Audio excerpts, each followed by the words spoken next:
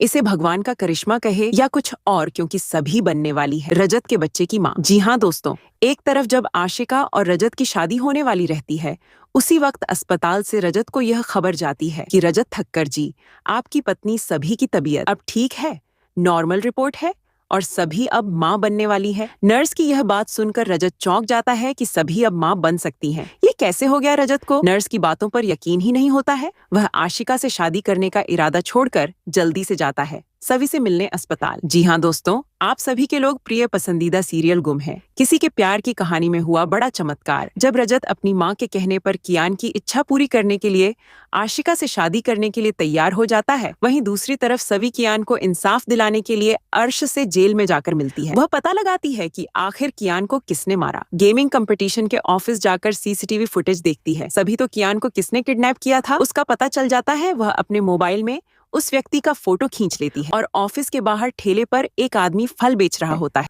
उसी से पूछती है कि भैया, यही वह आदमी है जिसने कियान को जबरदस्ती गाड़ी में बैठाकर ले गया।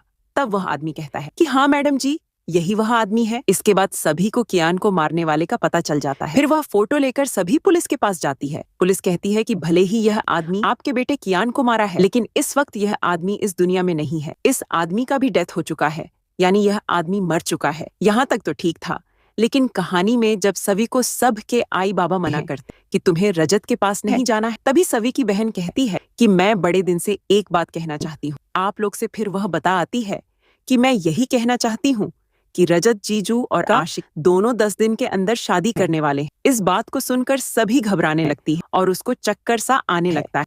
जल्दी से सभी को लेकर उसके आई बाबा अस्पताल जाते हैं, जहाँ पर डॉक्टर इलाज के बाद बताते हैं कि बधाई हो, सभी अब माँ बनने वाली। यह बात सुनकर सभी लोग हैरान हो जाते हैं। जी हाँ दोस्तों, कहानी में अब इसे ही भगवान का करिश्मा या फिर कुछ और। जिस वक्त रजत सभी से रिश्ता तोड़कर आशिका से शादी करके रिश्ता जोड़ना चाहता है, उसी वक्त सभी की प्रेगनेंसी की खबर आती है। अब चाहकर भी रजत आशिका से शादी नहीं कर सकता, क्योंकि कानून जुर्म है। अब कहानी में कियान के कातिल को पकड़ना छोड़कर सब की तबीयत के बारे में सोचने लगते हैं सभी लोग। लेकिन सभी को हमेशा घुटन महसूस होती है कि कैसे भी करके जल्दी से जल्दी मुझे पता लगाना होगा कि आखिर कियान को किसने मारा। जब तक मैं कियान के कातिलों का पता नहीं लगा लेती हूँ, मैं चैन से नहीं बैठूंगी। इसके बाद सभी को आशिका की असली सच्चाई पता चलती है और उस सच्चाई को जानकर सभी जाती है आशिका के पास। आशिका अपना चेहरा शीशा में देखकर मेकअप करते हुए खुश हो रही होती है कि अब मेरी शादी रजत से बहुत ही जल्द हो जाएगी।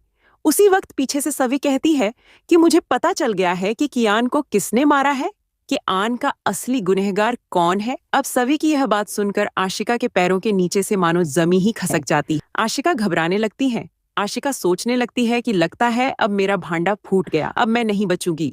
सवी ने मेरी सारी पोल खोल दी। अब यहाँ पर कहानी में आप देखेंगे कि रजत सच्चाई हों को नहीं जानता है और वह ना ही आशिका और ना ही सवी को कुछ बोलता है। रजत केवल चुप रहता है। रजत की खामोशी बताती है सवी से कि रजत अभी भी सवी से नाराज है। खैर दोस्तों, आप सभी को क्या लगता है कि सवी रजत से दूर हो जाएगी या फिर रजत और आशिका की शादी हो जानी चाहिए? अपनी राय हमें बताइए। बाकी इसके आगे कहानी में क्या हुआ, यह जानने के लिए अभी इस वीडियो को एक लाइक करके चैनल को सब्सक्राइब कर लीजिए।